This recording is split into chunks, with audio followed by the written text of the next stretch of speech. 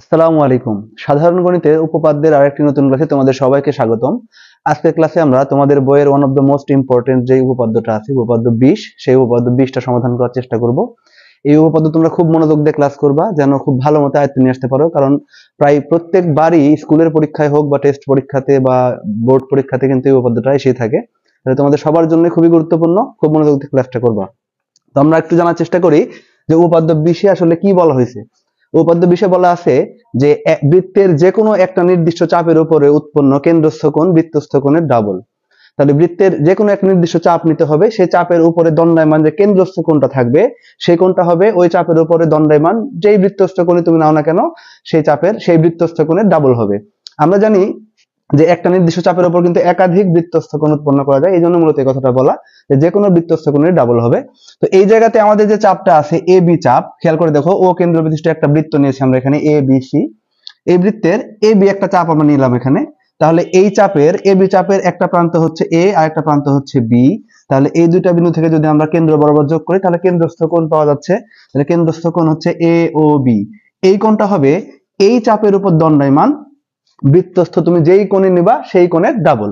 তাহলে আমরা এখানে যেটা করছি সেটা হচ্ছে পরিধির উপরে একটা বিন্দু নিলাম সি। তাহলে এ সি বি, এখানে এ থেকে সি, সি থেকে বি যোগ করে দিলেই এ সি বি একটা বৃত্তস্থ কোণ, যেটা কিন্তু আমাদের এ বি চাপের উপর দণ্ডায়মান আছে। আমাদের এখন প্রমাণ করতে হবে এই যে কেন্দ্রে যে কোণটা উৎপন্ন হলো এই কোণটা এখানে বৃত্তে যে কোণটা উৎপন্ন হয়েছে এই কোণের ডাবল। কারণ এই দুইটা কোণই কিন্তু, এই কেন্দ্রস্থ কোণ এবং এই বৃত্তস্থ কোণ, এই দুটাই কিন্তু আমাদের এই এ বি চাপের উপরে দণ্ডায়মান আছে। সেই ক্ষেত্রে আমরা বিশেষ নির্বাচনটা কিভাবে লিখবো একটু দেখো। আমরা এখানে লিখতে পারি ও কেন্দ্র বিশিষ্ট এ বি সি বৃত্তের একই চাপ এ বি এর উপর দণ্ডায়মান কেন্দ্রস্থ কোণ হচ্ছে এ ও বি এবং বৃত্তস্থ কোণ এ সি বি। প্রমাণ করতে হবে যে এ ও বি কোণ মানে এই কেন্দ্রস্থ কোণটা equals 2 into A C B কোণ অর্থাৎ এই বৃত্তস্থ কোণ। এটা প্রমাণ করতে পারলে আমাদের কাজ শেষ। তো এই প্রমাণের স্বার্থে আমরা অতিরিক্ত একটা কাজ করছি, সেটা হচ্ছে কেন্দ্র থেকে এই যে বিন্দুতে বৃত্তস্থ কোণ উৎপন্ন হয়েছে সেই বিন্দু বরাবর যোগ করে দিয়ে কিছুটা বর্ধিত করে রাখছি। এই জিনিসটাকে আমরা অঙ্কনের মধ্যে উল্লেখ করে দিব। তো আমরা এখানে লিখলাম ও কমা সি যোগ করে ডি পর্যন্ত বর্ধিত করি। এই জিনিসটা আমাদেরকে এখানে প্রমাণ করতে সাহায্য করবে। চলো আমরা প্রমাণ শুরু করি।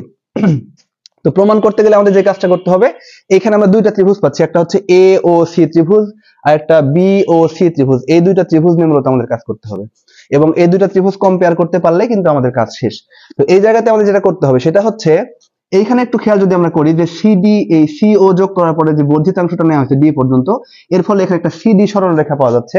এই সিডি সরলরেখার কারণে কিন্তু আমাদের এ ও বি ত্রিভুজের এইখানে একটা কোণ উৎপন্ন হয়েছে, ও বিন্দুতে বাইরে একটা কোণ উৎপন্ন হয়েছে, এটাকে বলা হয় ত্রিভুজের শীর্ষবিন্দুতে উৎপন্ন বহিস্থ কোণ। একইভাবে যদি আমরা এই পাশে খেয়াল করি, এই পাশে কিন্তু আমরা দেখতে পাচ্ছি যে আমাদের বি ও সি যে ত্রিভুজটা আছে সেই ত্রিভুজের ও বিন্দুতে একটা বহিস্থ কোণ পাওয়া যাচ্ছে এখানে বি ও ডি কোণ। তাহলে এই দুইটা কোণের আমাদের এখানে হেল্প নিতে হবে।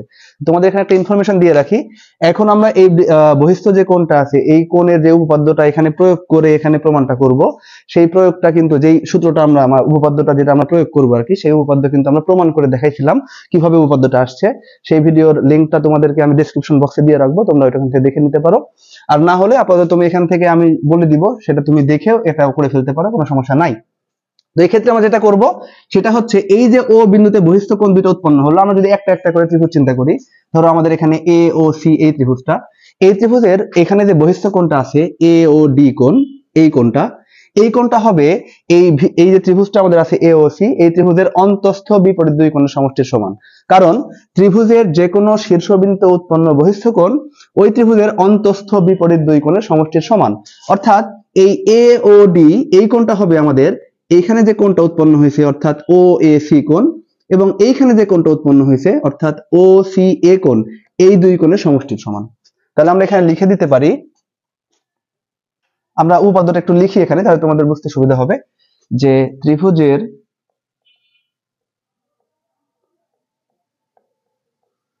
যে কোনো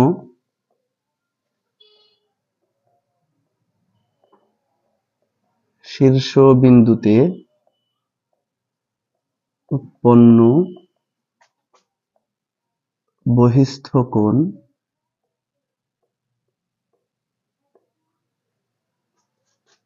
ওই ত্রিভুজের অন্তস্থ বিপরীত দুই কোণের সমষ্টির সমান।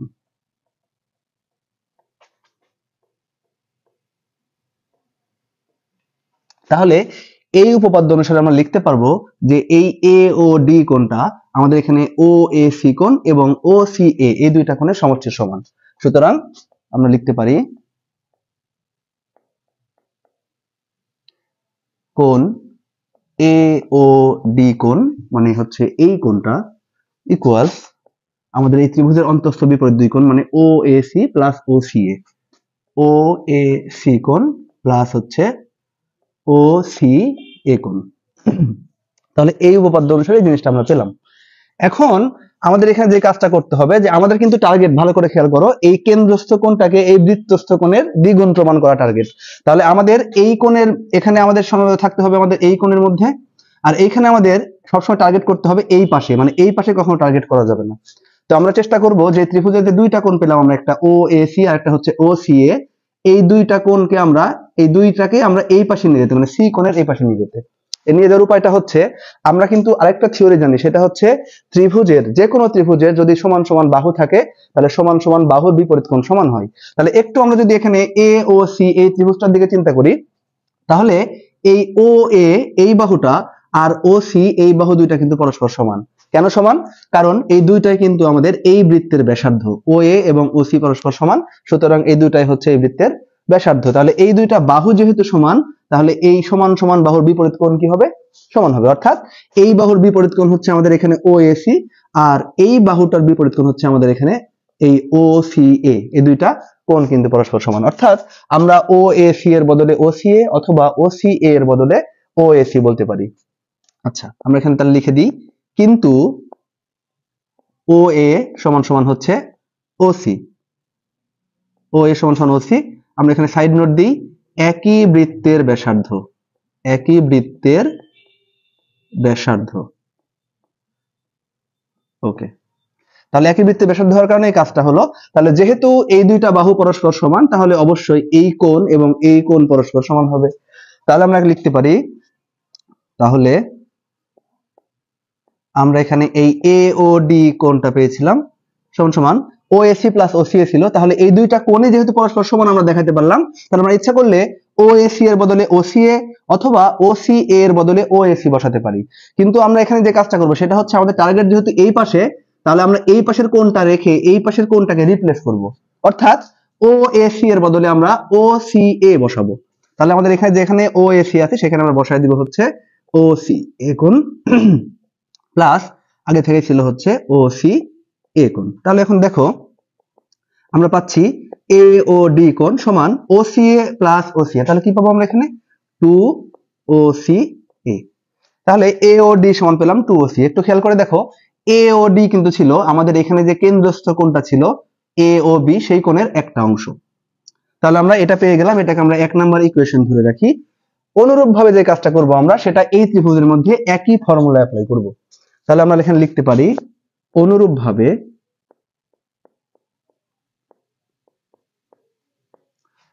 তাহলে এই ত্রিভুজে যদি আমরা অ্যাপ্লাই করি, তাহলে দেখো এইখানে যে কোণটা আছে বি ও ডি কোণ, এই কোণটা কিন্তু এই ত্রিভুজের ও বিন্দুতে উৎপন্ন বহিস্থ কোণ।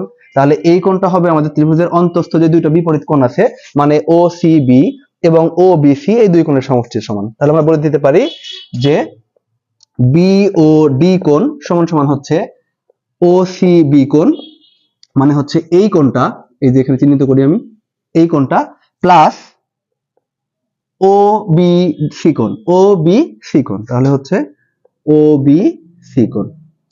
তাহলে এখন দেখো আমরা এখানে বি ও ডি টাকে রেখে দিব সমান ও সি বি প্লাস ও বি সি, ও সি বি প্লাস ও বি সি। কিন্তু আবার খেয়াল করে দেখো, যেহেতু ও বি এবং ও সি দুইটাই এই ত্রিভুজের এই বৃত্তটার ব্যাসার্ধ, তাহলে ব্যাসার্ধ অবশ্যই সমান হয়। তার মানে এই ত্রিভুজের এই দুইটা বাহু পরস্পর কিন্তু সমান। তাহলে সমান সমান বাহু যদি হয় তাহলে কি হবে? তার বিপরীত কোণ সমান হবে। তাহলে আমরা এখানে লিখতে পারি যে এই ও সি বি টাকে রেখে দিব আমরা, কারণ আমাদের টার্গেট কিন্তু সবসময় এই কোণটা, আমাদের টার্গেট হচ্ছে এই পাশে যাওয়া। তাহলে আমরা লিখে দিব এই ও সি বি কোণ প্লাস ওবিসি যেহেতু ওসিবি এর সমান, তাহলে ওবিসি এর বদলে আমরা এখানে লিখে দিলাম হচ্ছে আবারও ওসিবি। আমরা এখানে একটা হালকা করে সাইড নোট দিতে পারি, যেহেতু এই দুইটা বাহু পরস্পর সমান, মানে হচ্ছে ওবি এবং ওসি পরস্পর সমান, ওবি সমান সমান হচ্ছে ওসি। এখানে আমি ডিটেইলে গেলাম না, ডিটেইল উপরে লেখা আছে, এই অংশ থেকে তোমরা দেখে নিবা, যেহেতু অনুরূপভাবে বলা আছে, তোমরা এখান থেকে এইটুকু লিখে দিলে তোমাদের জন্য এনাফ হবে। তাহলে আমরা পেলাম যে বিওডি সমান ওসিবি প্লাস ওসিবি। তাহলে বুঝতেই পারছো যে আমরা লিখতে পারি বিওডি কোণ সমান ওসিবি প্লাস ওসিবি, মানে কি 2OCB। তাহলে এইটাকে আমরা ধরবো হচ্ছে 2 নাম্বার ইকুয়েশন। এখন চিন্তা করো যে 1 নাম্বার ইকুয়েশনের বাম দিকে আছে এওডি, আর 2 নাম্বার ইকুয়েশনের বাম দিকে আছে বিওডি। একটু দেখো, এওডি কোণ আর 2 নাম্বার ইকুয়েশন আছে বিওডি কোণ। তাহলে আমরা যদি এই এওডি এবং বিওডি এই দুইটা কোণ যোগ করি, তাহলে কি পুরোপুরি এই এ ও বি কোণটা পাচ্ছি না? তাহলে এই এ ও বি কোণটাই কিন্তু আমাদের ছিল হচ্ছে কেন্দ্রস্থ কোণ। তার মানে 1 নাম্বার আর 2 নাম্বার সমীকরণ যোগ করলে কিন্তু বাম দিকে আমরা কেন্দ্রস্থ কোণটা পেয়ে যাব। তারপরে দেখবো ডান দিকে কি পাওয়া যাচ্ছে। তাহলে আমরা এখানে কি করব, 1 প্লাস 2 করে পাই। তাহলে 1 নাম্বারের বাম দিকে কি আছে, এ ও ডি কোণ, প্লাস যে যোগ করছি তাহলে বাম পক্ষ যোগ বাম পক্ষ, তাহলে এখানে হবে বি ও ডি ইকুয়ালস, তাহলে আমরা যেহেতু যোগ করে ফেলি তাহলে ডান পক্ষের সাথে ডান পক্ষ যোগ হবে। তাহলে ডান পক্ষে 1 নম্বরে আছে হচ্ছে 2 ইন্টু OCA কোণ প্লাস 2 ইন্টু OCB কোণ, 2 ইন্টু OCB কোণ। এখন আমরা কিন্তু এখানে লিখতেই পারি AOD plus BOD, AOD plus BOD সমান সমান হচ্ছে AOB কোণ। তাহলে আমরা এখানে লিখে দিব AOB কোণ, যেটা কিন্তু আমাদের কাঙ্ক্ষিত কেন্দ্রস্থ কোণ, ইকুয়ালস আমরা এখানে লিখতে পারি, দেখো উভয় দেখে যেহেতু দুইটা পদের মধ্যে 2 আছে, তাহলে 2টাকে কমন নিয়ে নিলে আমরা লিখতে পারবো OCA কোণ প্লাস OCB কোণ। এখন যেহেতু বাম দিকে আমরা কেন্দ্রস্থ কোণ পেয়ে গেছি, বাম দিকে আমাদের কোনো কাজ নাই, ডান দিকে শুধু একটু খেয়াল করো, 2 থাকলো এখানে, OCA মানে হচ্ছে এই কোণটা, আর OCB মানে হচ্ছে এই কোণটা। এখন যদি আমরা এই দুইটা কোণ যোগ করে দিই, তাহলে কি পুরোপুরি ACB কোণ পাওয়া যায় না? অবশ্যই পাওয়া যাবে। তাহলে যেহেতু এসিবি কোণ পাওয়া গেল, এই এসিবি কোণটাই ছিল কিন্তু আমাদের এই এবি চাপের উপর দণ্ডায়মান বৃত্তস্থ কোণ। তাহলে আমরা এখানে লিখে দিতে পারি 2 ইন্টু ACB কোণ। খেয়াল করে দেখো, আমরা কিন্তু প্রমাণ করার চেষ্টা করেছিলাম যে AOB সমান সমান 2 ইন্টু ACB, যেটা আমরা পেয়ে গেছি, AOB সমান 2 ইন্টু ACB। তার মানে আমরা এখানে যদি লিখে দিই প্রমাণিত, তাহলে কিন্তু আমাদের কাজ শেষ। এভাবে করতে পারলে তোমরা একদম ফুল মার্ক পেয়ে যাবা। আশা করছি বুঝতে পারছো যে এই উপপাদ্যটা কিভাবে প্রমাণ করতে হয়। তারপরে যদি কোনো প্রশ্ন তোমাদের মনে থাকে আমাদের কমেন্ট করে জানাতে পারো, আমরা সমাধান করে দেওয়ার চেষ্টা করবো ইনশাআল্লাহ। এটা যেহেতু খুবই গুরুত্বপূর্ণ একটা উপপাদ্য, আবারও মনে করিয়ে দিচ্ছি, খুব ভালো মতো বুঝে করতে হবে, কারণ পরীক্ষাতে কমন আসার সম্ভাবনা অনেক বেশি, এবং এইটা করলে এর পরবর্তী 21, 22 নম্বর উপপাদ্য কিন্তু সহজ হয়ে যায়।